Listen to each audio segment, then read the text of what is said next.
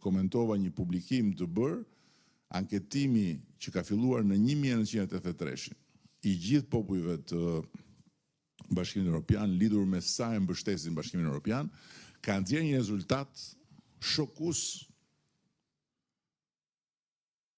Bashkimi Evropian sot si organizim në gjithë 27 vendet ka mbështetjen më të madhe që ka pas që nga 1983.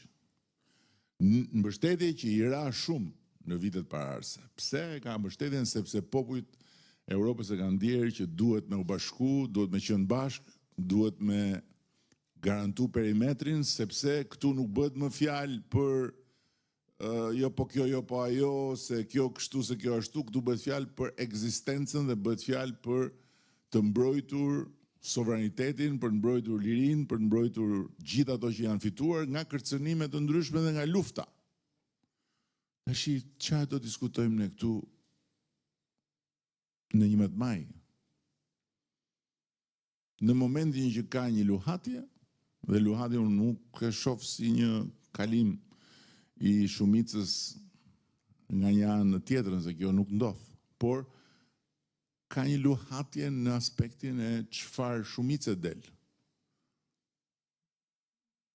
Del një shumicë si kjo që kemi, del një shumicë edhe më e vogël se kjo që pavarësisht se pra, del 71, del 74, çfarë del? Apo del një shumicë që i thot Brukseli dhe i thot të 27 vendeve, ne populli shqiptar duam urgjent të hyjmë Bashkimin Evropian dhe prandaj e mbështesim këtë forcë politike, pavarësisht se nuk jemi të gjithë me këtë forcë politike, siç shqiptarët mbështetën Partinë Demokratike në 92-shin kur i dhanë fund ndarjes me historinë e të shkuarës dhe hapën një kapitull 3.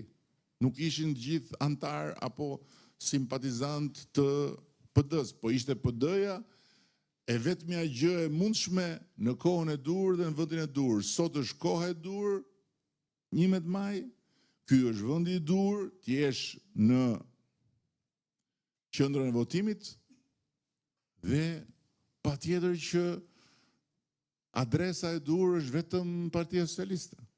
Çdo gjë tjetër është një budallëk. Është një budallëk. Ku do ta çosh votën? Për çfarë? Për marrëzit që fliten. Këneda as nuk diskutë parti të reja, partia më e re sot, dhe unë po ja u them statistikisht, është Partia Socialiste. Është Partia Socialiste. Se merri dhe për qesh kur të pash që këto të reja kishin janë 17 personazhe që i prekte dekriminalizimi.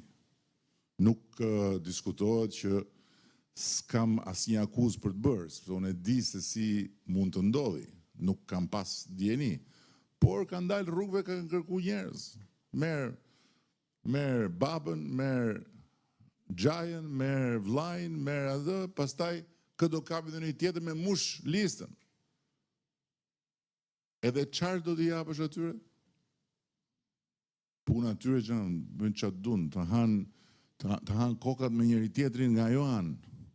Unë këtu e kam për ata që janë mendje hapur dhe pavarësisht se mund mos jenë mbështetës Partisë Socialiste dhe nuk ju them hajde bëuni mbështetës, hajde bëuni socialistë, ju them votoni në datën 11 maj që ne të jemi blok dhe t'i themi BE-s povim.